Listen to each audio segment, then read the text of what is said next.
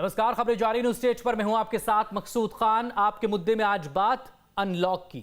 आखिर अनलॉक की अग्नि परीक्षा में मध्य प्रदेश कैसे पास होगा, इसका असर क्या होगा और अनलॉक के साथ जो राहत मिल रही है, क्या उसके बाद लोगों का रवैया वैसा ही रहेगा, बदलेगा? चर्चा इसलिए भी जरूरी है क्योंकि हम सब जानते हैं कोरोना के आंकड़े मध्य प्रदेश में अब कम होने लगे हैं, लेकिन कोरोना अभी खत्म नहीं हुआ है।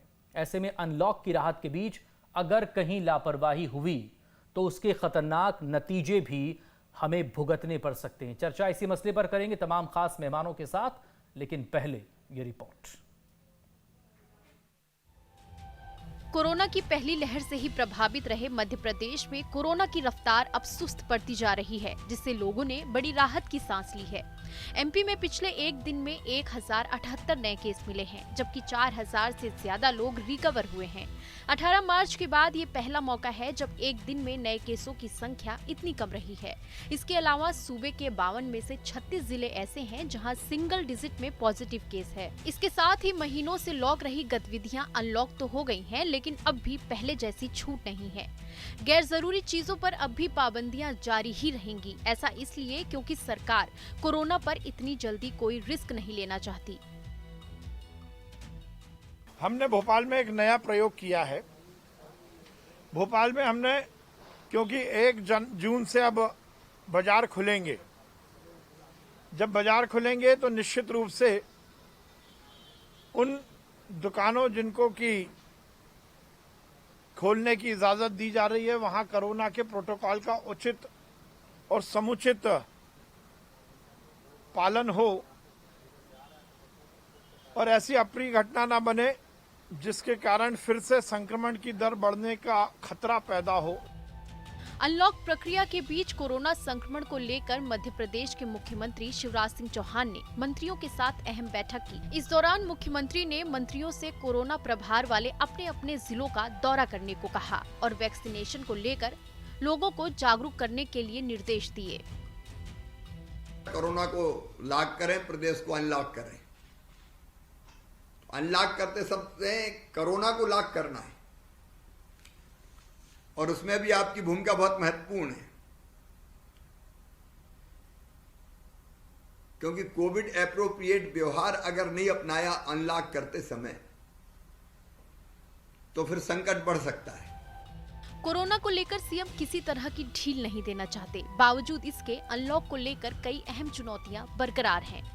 पुलिस कर्मी भी यहाँ पर तैनात किए गए हैं ताकि कोरोना के नियमों का पालन लोगों से कराया जा सके, ज़्यादा संख्या में भीड़ निकल कर ना आए और इसके अलावा लोग अनदेखी ना करें। इसके लिए जो पुलिस की मॉनिटरिंग है, जैसे कि कल भी बताया गया था प्रशासनिक अधिकारियों ने कि मॉनिटरिंग लगातार बढ़ाई जाएगी। रायसेन में शराब की दुकानों के आगे सुबह से ही लोगों का लंबा जाम नजर आया। सोशल डिस्टेंसिंग की किसी ने परवाह नहीं की। जाहिर है कोरोना की रफ्तार सुस्त पड़ी है, लेकिन सभी को सचेत रहने की जरूरत है। कोरोना अभी खत्म नहीं हुआ है। ऐसे में अनलॉक की अग्नि परीक्षा को पास करने की जिम्मेदारी सरकार के साथ साथ आम जनता की भी है। Team news state. और इस अहम मसले पर बात करने के लिए इस वक्त हमारे साथ हेल्थ एक्सपर्ट के तौर पर डॉक्टर प्रमोद नीमा जुड़ गए हैं। बहुत स्वागत है आपका। बीजेपी की तरफ से नेहा बग्गा हैं, कांग्रेस की तरफ से हैं ब्रजेश पांडे जी। बहुत स्वागत है आप दोनों लोगों का भी। सबसे पहले डॉक्टर नीमा, बात आप ही से। आज से मध्य प्रदेश अनलॉक हो गया है, किस तरह की सावधानियां बरतने की ज़रूरत हैं और जो पिछले दिनों लापरवाहियों की तस्वीरें हमने देखी, उसके बाद कहाँ ज़्यादा ध्यान देने की ज़रूरत है?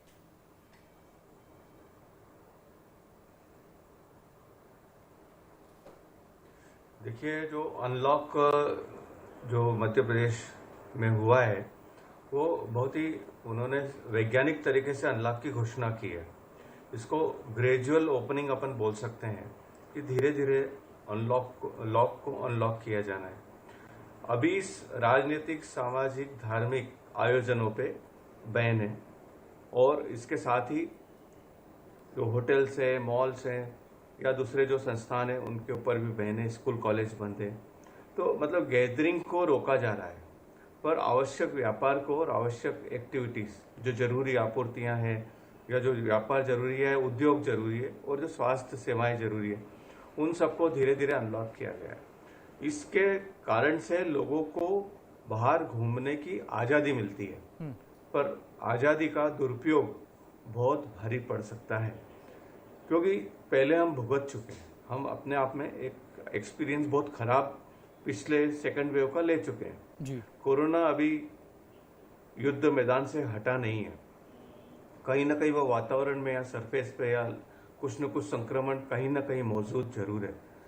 ब्रिटेन में थर्ड वेव की दस्तक हो चुकी है। वैक्सीनेशन और वहाँ की जो पॉपुलेशन है, एंटीबॉडी डेवलप होने के बाद भी वहाँ पे तीसरी वेव की दस्तक जो है ब्रिटेन में हो चुकी है।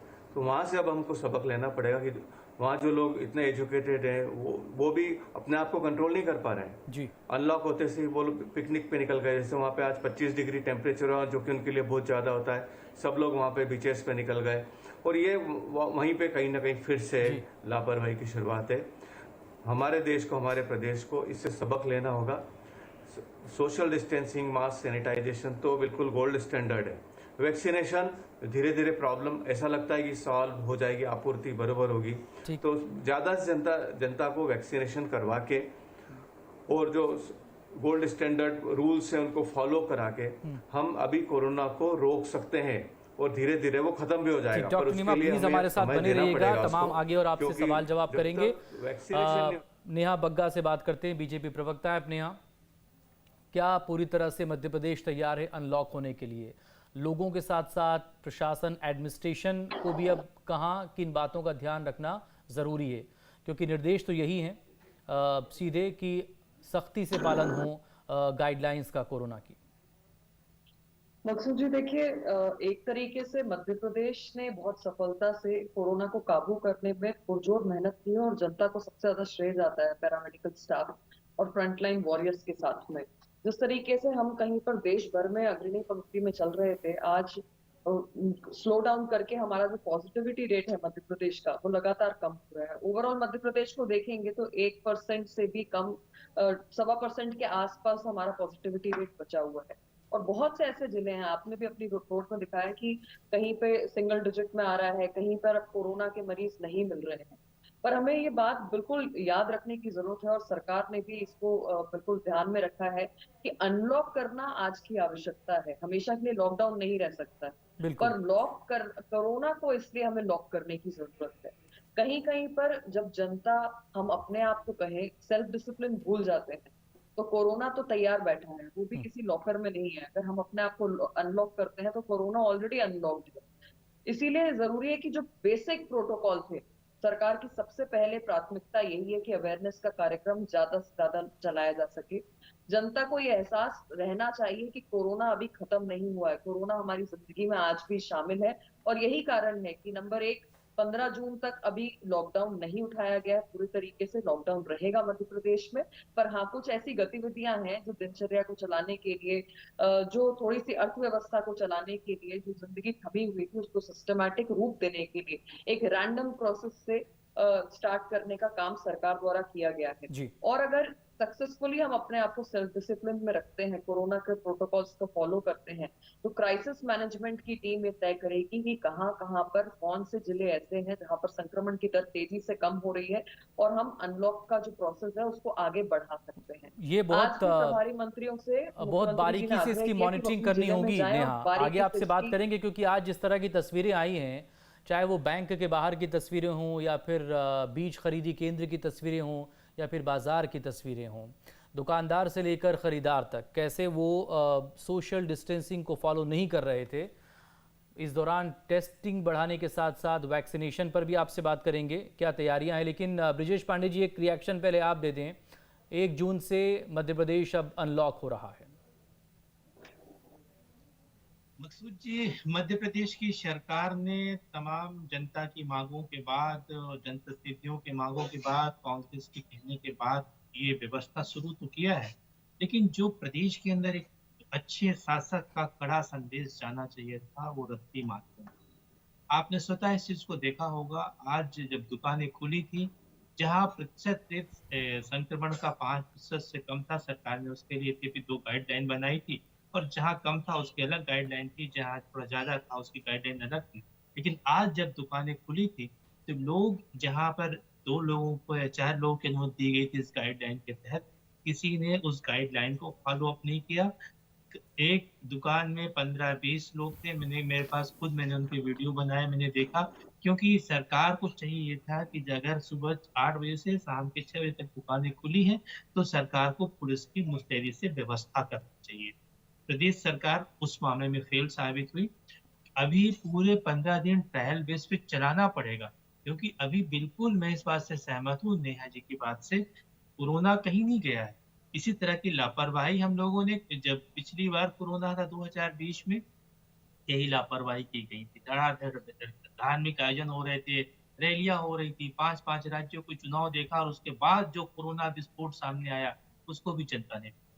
हम समझते हैं कि एविडेंस के साथ सरकार को ये बताना पड़ेगा अपनी दृढ़ इच्छा शक्ति के बारे में कि अगर आप हमारी बात नहीं मानोगे, अगर आप सरकार की बात नहीं मानोगे, तो हम आपको फला-फला चीज़ के लिए पनिश कर सकते हैं। ये संदेश भेजना ज़रूरी है। बिल्कुल पब्लिक नहीं मान रही है। गाँव स्तर पे स्थिति इतनी बदतर है कि आज मैं तो गाँव से जुड़ा व्यक्ति लेकिन हूँ। ब्रजेश जी, लेकिन जानना और समझना पड़ेगा ना, 1 साल से ज़्यादा का वक्त हो गया लोगों को समझाते समझाते, और उसके नतीजे भी हमने फिर देख लिए।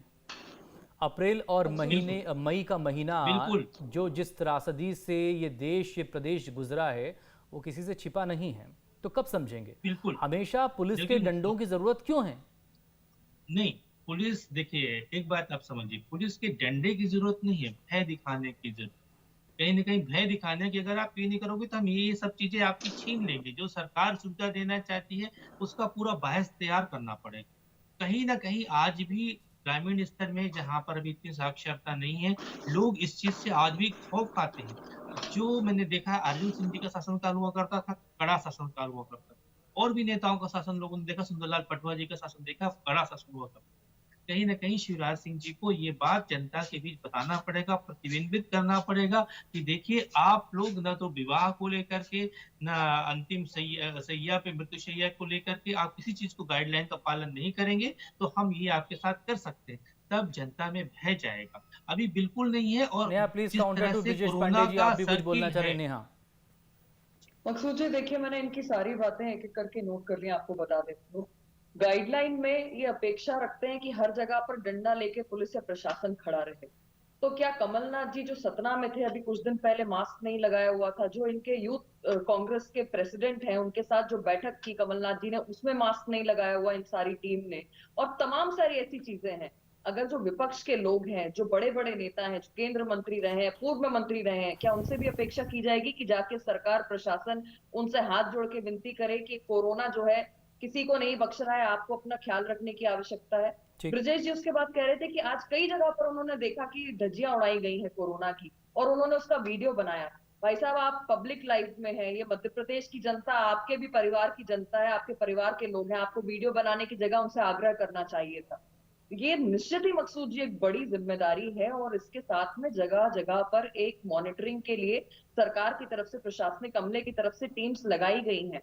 पर आपने जैसे कहा कि हमने बहुत सारी पीड़ा देखी है इस कोविड काल में, हमने बहुत से अपनों को देखा है जाते हुए, और ये हमारे देश की नहीं पूरे विश्व की स्थिति है। हमें अपने सेल्फ डिसिप्लिन को मेंटेन करके चलना पड़ेगा। मैं बधाई देती हूँ माननीय मुख्यमंत्री जी को, जिन्होंने बहुत साइंटिफिक तरीके से इस पूरी कोरोना की लड़ाई को लड़ने के लिए पहले येलो, ग्रीन, ऑरेंज जोन्स में बांटा मध्य प्रदेश को। जिलेवार जहां पर संक्रमण ज्यादा था उस पर उसको इफेक्टिव तरीके से पॉजिटिविटी रेट कम करने के लिए काम किया। जहां गांव में बढ़ रहा था संक्रमण दर, वहां पर आप देखिए कि हर व्यक्ति की जिम्मेदारी तय की, क्योंकि जनता जब तक ये तय नहीं करेगी तब तक इस संक्रमण पे काबू पाना, उससे लड़ाई जीतना बहुत मुश्किल है। आंगनवाड़ी कार्यकर्ता, पंच, सरपंच, लोकल एडमिनिस्ट्रेशन के लोग, और साथ में जो विपक्षी दल के नेता हैं, उनसे भी मुख्यमंत्री जी ने आग्रह किया कि राजनीति करने के लिए पर्याप्त समय मिलेगा, आप लोग साथ आइए, इस कोरोना से लड़ लें, और उसके बाद जितनी राजनीति हो सकती है हो जाएगी। पर क्या किया विपक्ष ने? सिवाय मध्य प्रदेश को बदनाम करने के, देश को बदनाम करने के, इसके अलावा इनके पास कुछ नहीं था। लेकिन जिम्मेदारी सबकी है ब्रजेश पांडे जी। और कोरोना में राजनीति, इन दोनों की कोई जगह नहीं है। मकसूद जी, मकसूद जी, इनको शायद रामायण की चौपाई भूल जाती है। बड़ा स्पष्ट शब्दों में रामायण में लिखा गया है कि भाई साहब सचिव वीडियो ना वैद्य गुरु बनाएं, तीन आग्रह जो करें, कही अवेयरनेस बोले भय फैलाएं। आस राज धर्म तन तीन कर होय वेग ही नाश। अगर हम इनको सच से आईना दिखाते हैं, अगर हम कहते हैं कि देखिए आप गलत कर रहे हैं यहाँ पर, तो आपको बड़ा कष्ट होता है, आपके पेट में दर्द होता है। आप शायद ये भी भूल जाते हैं कि नरोत्तम मिश्र जी भोपाल के अंदर बिना मास्क के घूम रहे थे। वो तो जब केंद्रीय नेतृत्व ने उनको डांट लगाई तब जाके वो मास्क में आए। कमलनाथ जी बिना मास्क के किसी भी सभा में नहीं गए। पहले इस गलती को सुधार करिए आप। तीसरी कमलनाथ जी किसकी महत्वपूर्ण डांट बात का मैं आपके इंतजार कर माध्यम रहे से हैं? कहना चाह इटली रहा से हूँ कि कोई अगर फरमान मैं जारी होगा क्या? पब्लिक लाइफ में हूँ तो इटली से मैंने भी उनको फरमान जारी जाके होने के समझाइश बाद देने की कमलनाथ जी कोशिश मास्क किया लगाना होगा। शुरू करेंगे नेहा पब्लिक जी, गैदरिंग मैंने भी में। बताया होगा कि नहीं, ये सरकार की गाइडलाइन है और आप इस गाइडलाइन को तोड़ रहे हैं। लेकिन मैंने क्या कहा कि कहीं ना कहीं जनता के बीच में ये संदेश अभी तक जाने में कामयाब नहीं हो पाए हैं मुख्यमंत्री जी का कि मैं एक कड़ी अपनी जो है शक्तियों का भी इस्तेमाल कर सकता हूँ। राजा को कहीं न कहीं भय दिखाना पड़ता है। एक अच्छा राजा वही होता है जो कुशल प्रशासक के साथ कड़ा राजा होता है। ये दिखाना पड़ेगा, तब जाकर के प्रदेश के अंदर ग्रास रूट लेवल पे इसका संदेश अच्छा ये तो सख्ती की भी जब तस्वीरें आती है तो ज़्यादा सख्ती भी तो ठीक नहीं, फिर वो जिन्हें सख्ती करने के निर्देश दे दिए जाएं फिर वो बीच सड़क पर ही सख्ती करते हैं और ऐसे करते हैं कि उसमें बेगुनाहों के साथ मारपीट होती है और ज्यादती होती है। बहरहाल प्लीज आप दोनों हमारे साथ बने रहेगा। डॉक्टर नीमा, अनलॉक हो रहा है, लेकिन दूसरी तरफ अनलॉक होने के साथ साथ क्या उस बात पर जोर दिया जा रहा है या उसे ज़्यादा गंभीरता से लिया जा रहा है जो कि वैक्सीनेशन की है और वैक्सीनेशन के साथ साथ टेस्टिंग बढ़ाने की है?